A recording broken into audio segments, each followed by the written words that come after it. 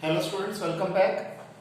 आज की क्लास में हम फाइनल अकाउंट्स को कंटिन्यू करेंगे। फाइनल अकाउंट्स में अभी तक हमने करा था कि ट्रेडिंग अकाउंट कैसे बनता है। आज की इस क्लास में हम P&L अकाउंट, बैलेंस शीट कैसे बनती है वो डिस्कस करेंगे।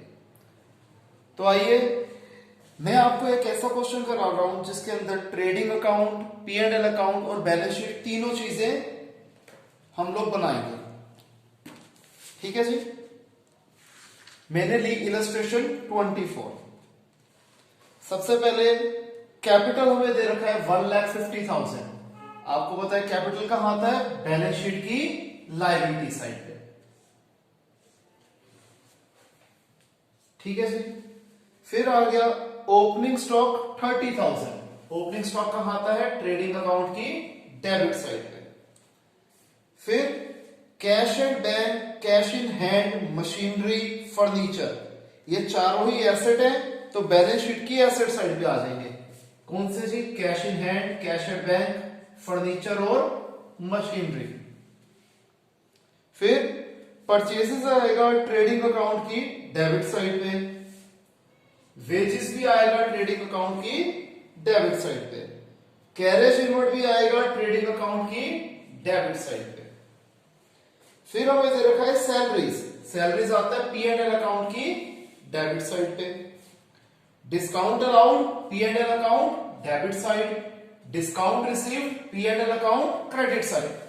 आप लोग क्या देख रहे हो? अगर आपको परफॉर्मा याद है तो उसी परफॉर्मे में हम सिंपल वैल्यूज को डाले जा रहे हैं। परफॉर्मा याद करने का बड़ा आसान तरीका आपको बताया था कि बेसिकली आप ट्रेडिंग अकाउंट का परफॉर्मा याद कर लो। ट्रेडिंग अकाउंट का परफॉर्मा याद करने के बाद जितने भी एक्सपेंसेस जो ट्रेडिंग अकाउंट में कवर नहीं हो रहे वो P&L अकाउंट में आएंगे, और एक्सपेंसेस है तो ऑब्वियसली बात है डेबिट साइड पे आएंगे, और जितनी इनकम है वो सारी P&L अकाउंट की क्रेडिट साइड पे आएंगी। और बैलेंस शीट में क्या आएगा? एसेट्स और लायबिलिटीज। वो जब हमने पहले चैप्टर्स करे थे तो उसमें आपको पता ही है कि एसेट और लायबिलिटीज को कैसे आइडेंटिफाई किया जाता है। आइए आगे कंटिन्यू करते हैं। फिर है एडवर्टाइजिंग और ऑफिस एक्सपेंसेस, ये दोनों ही आएंगे P&L अकाउंट के डेबिट साइड पे। नेक्स्ट है हमारा सेल्स, ये आता है ट्रेडिंग अकाउंट की क्रेडिट साइड पे। फिर आ गया हमारा डेटर्स। डेटर्स कहां आता है? बैलेंस शीट की एसेट साइड पे। इसके बाद क्रेडिटर्स, ये आएगा बैलेंस शीट की लायबिलिटी साइड पे। फिर इनपुट CGST है 10,000, आउटपुट CGST है 8,000। हम देख रहे हैं input is greater than output, तो मैंने सबसे पहले क्या कर लिया? CGST की यहां पर मैंने कर दी इनपुट माइनस आउटपुट। 10,000 माइनस 8,000, 2,000। अब स्टूडेंट्स ध्यान रखना, when input is greater than output तो वो फिगर कहां आती है? बैलेंस शीट की एसेट साइड पे आती है। और इनपुट डोमिनेट कर रहे हैं तो इनपुट के नाम से आएगी, तो हमने क्या लिख दिया? Input CGST। इसी तरीके से अगला है SGST। उसमें भी हमने क्या कर दिया जी? इनपुट माइनस आउटपुट हो रहा है, input is greater than output, 2000 आ गया तो हमने लिख दिया इनपुट SGST। फिर IGST, अगेन IGST में भी इनपुट का जो है वो आउटपुट से बड़ा है, तो क्या आएगा? इनपुट IGST करके हम लिखेंगे बैलेंस शीट की एसेट साइड।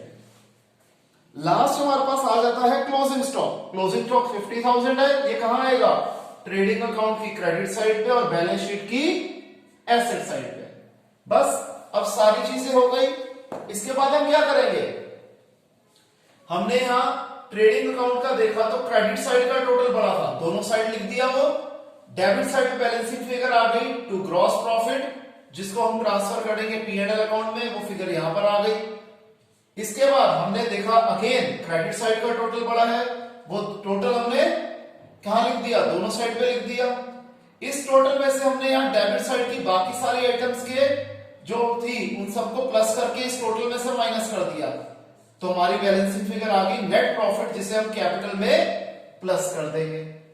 अब इन दोनों चीजों को कैपिटल में नेट प्रॉफिट ऐड करा, ये आ गया।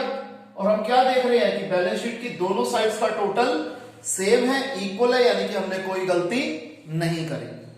अब इस टॉपिक की मैं फर्दर प्रैक्टिस और नहीं करवा रहा, उसका रीजन ये है कि जब हम फाइनल अकाउंट्स विद एडजस्टमेंट्स करेंगे तो उसमें यही 3 अकाउंट्स हमें दोबारा बनाने होंगे विद एडजस्टमेंट्स के साथ। तो यहां पर हम आज की क्लास खत्म करते हैं, मिलते हैं नेक्स्ट क्लास में, तब तक के लिए बाय, टेक केयर।